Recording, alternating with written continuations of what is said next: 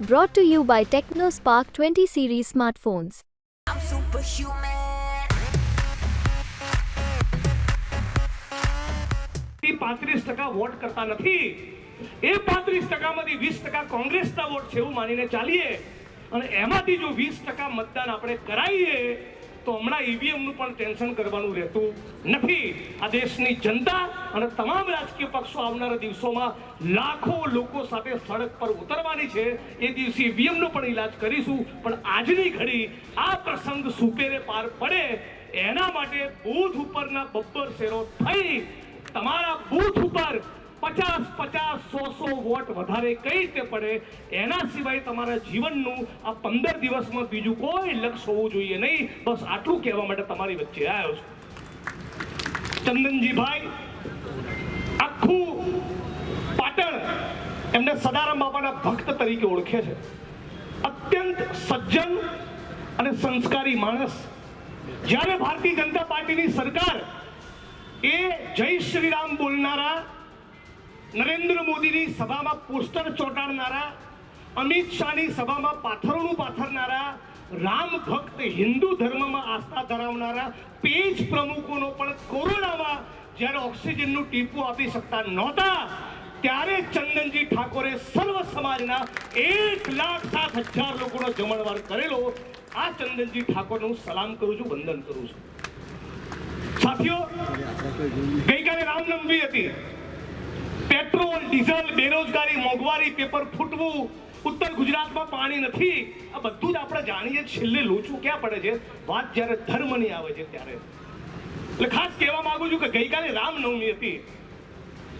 આ રામના નકલી ભક્તો જે કમલમમાં બેઠા છે ને, એમણે ઇલેક્ટોરલ બોન્ડના નામે ગાયનું માંસ વેચનારી કંપની જોડેથી કરોડો રૂપિયા લીધા છે. એ બૂથ ઉપર જઈને સમજાવો.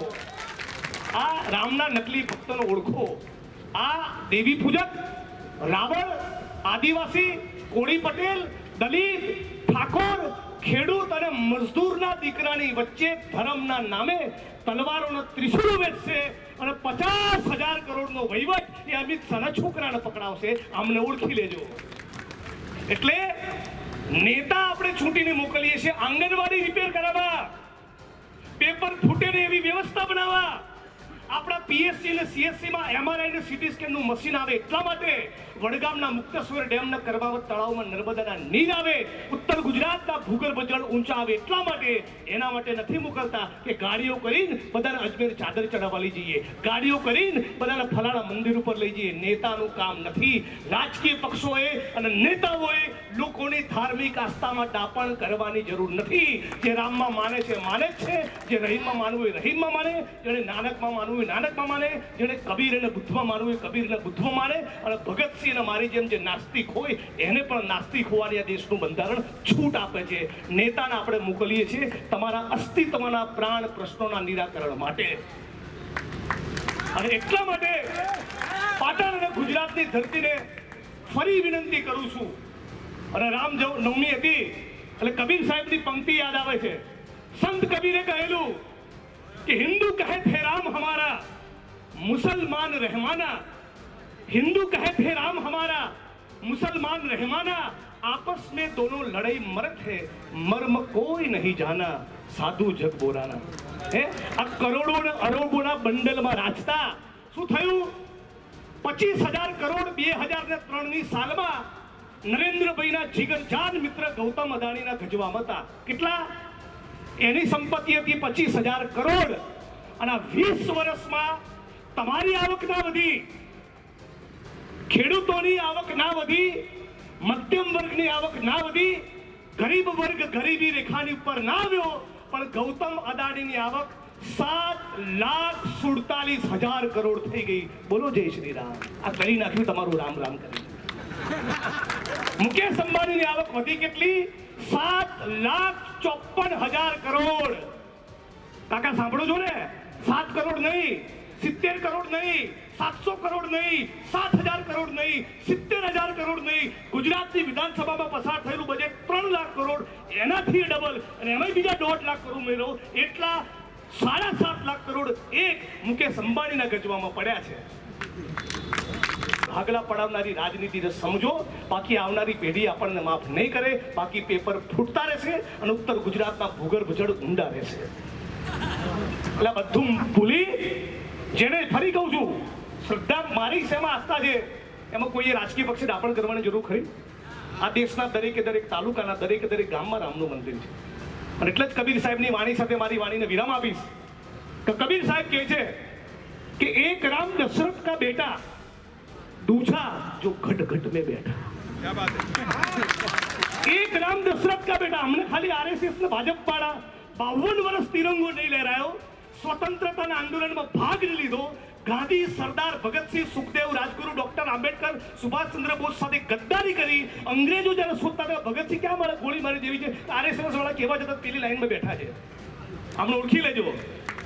આ લોકો સ્વતંત્રતાના આંદોલનમાં ના કોંગ્રેસના, ગાંધી અને સરદાર જોડે હતા, ના સુભાષચંદ્ર બોઝ જોડે હતા. અને તમારા ને મારા કરતા પણ વધારે જોરથી ભારત માતા કી જય બોલવા નીકળ્યા છે. અંગ્રેજોની સામે તમે સમાધાનો કર્યા છે. કોંગ્રેસનો સિપાહી અને ભારતનો સામાન્ય નાગરિક છાતી પર જ્યારે અંગ્રેજોની ગોળી ખાતો હતો ત્યારે તમે અંગ્રેજોનું પેન્શન ખાતા હતા. ડાપણ ના કરો. કબીર સાહેબે કહ્યું છે કે એક રામ દશરથ કા બેટા दूजा जो घट घट में बैठा. 100 દિવસ સુધી જે દીકરીઓએ બળાત્કારની ફરિયાદ લઈને દિલ્હીની સડકો પર બેસવું પડ્યું અને મણિપુરમાં જે લોકોએ સ્ત્રીઓને નગ્ન કરીને છતાં એક શબ્દ નથી બોલ્યા. તમારો ભારત માતા કી જય બોલવાનો અધિકાર નથી, ગદ્દારો. અને અહીં તમને છેલ્લી વાત કહું, આમનું ચરિત્ર ઉજળું એટલે હા હા કેવું ઉજળું. માનની શક્તિભાઈ, ભારતીય જનતા પાર્ટીના મેઘાલયના ઉપાધ્યક્ષનું નામ બર્નાર્ડ. બૂથ ઉપર જઈને કહેશો ને બધા આ વાત, દરેકે દરેક બૂથ ઉપર જઈને સમજાવવાની છે વાત. આ ભારત માતા કી જય બોલનારાનું તમને વાસ્તવિક ચરિત્ર બતાવું. બિલ્કિસ બાનુના બળાત્કારીઓને જેલમાંથી છોડીને લાડવા ખવડાયા. હે, મણિપુરમાં સ્ત્રીઓને નગ્ન કરીને ફેરવી ત્યારે એક શબ્દ બોલ્યા નથી નરેન્દ્રભાઈ. બળાત્કારની ફરિયાદ લઈને પેલી એથ્લેટ દીકરીઓ જ્યારે દિલ્હીમાં બેઠી ત્યારે એક શબ્દ નથી બોલ્યા. આ ભારતીય જનતા પાર્ટીના મેઘાલયના ઉપાધ્યક્ષનું નામ બર્નાર્ડ. એ આરએસએસ અને ભાજપના લોકો રંગ રેલીઓ મનાવે એના માટે મેઘાલયની અંદર આખું રિસોર્ટ ચલાવતા પકડાયા અને એમાં 18 વર્ષની નાની ઉંમરની 6 દીકરીઓ પકડાઈ. એનો મતલબ એમ કે બળાત્કાર કરાવતા હતા. આ હિન્દુ ધર્મના નામે જ આપણને મૂર્ખ બનાવી રહ્યા છે. એમને સમજાવો કે તમારી તો ઓકાત નથી. એટલે આપણે આપણી કોમી એકતાને બંધ રાખીએ. આ તો રવિદાસનો દેશ છે. શું કહે છે રવિદાસ સાહેબ? મન ચંગા તો કઠોતી મેં ગંગા. હમણાં ચાળે ચડીને ક્યાં તલવારો ત્રિશુલો લેવાની જરૂર છે? હિન્દુ મુસ્લિમ બધા બિરાદરોને કહું છું, જે નિદા ફાઝલીએ કહ્યું કે ઘર સે મસ્જિદ હૈ બહોત દૂર, ઘર સે મસ્જિદ હૈ બહોત દૂર, તો ચલો यूं કરે કિસી રોતે હુએ બચ્ચે કો હસાયા જાય. તમને તો હિન્દુ ધર્મમાં આસ્થા રાખનારી વિધવા બહેનો સમાજ કલ્યાણની ઓફિસની બહાર ધક્કા ખાતી હોય છે ત્યારે તમને એનું દર્દ નથી દેખાતું. દિલ્હીમાં આંદોલનમાં 700 ખેડૂતોના ભોગ લેવાયા. એ ખેડૂતોનું દર્દ તમને નથી દેખાતું. અજય ટેની ભાજપના ઉત્તર પ્રદેશના મંત્રીના દીકરાએ ખેડૂતોની છાતી પર ગાડી ફેરવીને એમને છૂંદી નાખ્યા, એમનું ખૂન કર્યું. ત્યારે તમે ક્યાં હતા? આ બધું તમે સમજો છો? આગલી રાતે ચૂંટણીના આગલી રાતે જાતિ અને ધર્મના નામે લડાવા આવે તેની કોઈ વાતમાં પડતા નહીં. આ ચંદન તમને બધાને કરશે બંધન. આ સર્વ સમાજને લઈને ચાલશે. આ સદારામ બાપાના ભક્તની જવાબદારી હું લઉં છું અને તમામ લોકોને કહું છું કે મારી વાણીમાં તમને સત્યનો એક અણુ દેખાતો હોય તો ચંદનજી ઠાકોરને વોટ આપજો. આ સભામાં ઉપસ્થિત અને વિડીયોના માધ્યમથી જે પણ દલિત સમાજના ભાઈઓ મારી વાત સાંભળવાના છે એમને છેલ્લે 3 વાક્ય કહું કે નરેન્દ્રભાઈ, આરએસએસ અને ભારતીય જનતા પાર્ટીને સૌથી વધારે કોઈ નેતાથી તકલીફ હોય તે ડોક્ટર બાબા સાહેબ આંબેડકર. યાદ રાખજો. નરેન્દ્રભાઈ, આરએસએસ અને ભારતીય જનતા પાર્ટીના સૌથી વધારે કોઈ પુસ્તકથી નફરત કરતા હોય તો આ દેશનું બંધારણ છે. અને નરેન્દ્રભાઈ, આરએસએસ અને ભારતીય જનતા પાર્ટી સૌથી વધારે કોઈ નીતિનો વિરોધ કરતા હોય તે દલિત, આદિવાસી, ઓબીસી સમાજને મળતી અનામત છે. અને એટલા માટે પેલો બંકો રાહુલ ગાંધી કહે છે જાતિ જનગણના તો હોકે રહેગી. અત્યાર સુધી શું કર્યું? કેકની ઉપર ચોટેલી પેલી લાલ રંગની તૂટી ફૂટી આપણને પકડાઈ અનામતના નામે. હવે કેક ખાવાની છે. કેક લઈને બેઠા છે ગૌતમ અદાણી, મુકેશ અંબાણી, રિયલ એસ્ટેટના માફિયાઓ, ઉદ્યોગપતિઓ અને કોર્પોરેટ કંપનીના માલિકો. આ કેક જનતાના હિસ્સામાં આવે, ખાલી પેલી લાલ રંગની તૂટી ફૂટી નહીં. એટલા માટે કોંગ્રેસ પાર્ટીનો મેનિફેસ્ટો કહે છે કે દરેક પરિવારની એક મહિલાના મહિને 8,500 રૂપિયા આપીશું. બોલો મારી સાથે, દર મહિને કેટલા? આ અવાજ ના જાય પાટણની બહાર, આપણે તો દિલ્હી પહોંચાડવાનો છે. દર મહિને કેટલા? ખાલી પડેલા સરકારી પદોમાં ભરતી કરવામાં આવશે 5 વર્ષમાં. કેટલી? 30 લાખ. છેલ્લી લાઈનમાંથી અવાજ આવવો જોઈએ. કેટલી નોકરી કોંગ્રેસ પાર્ટીની ઇન્ડિયા અલાયન્સ આપશે? 30 લાખ. કેટલી? બહેનોનો દર મહિને કેટલા? 8,500.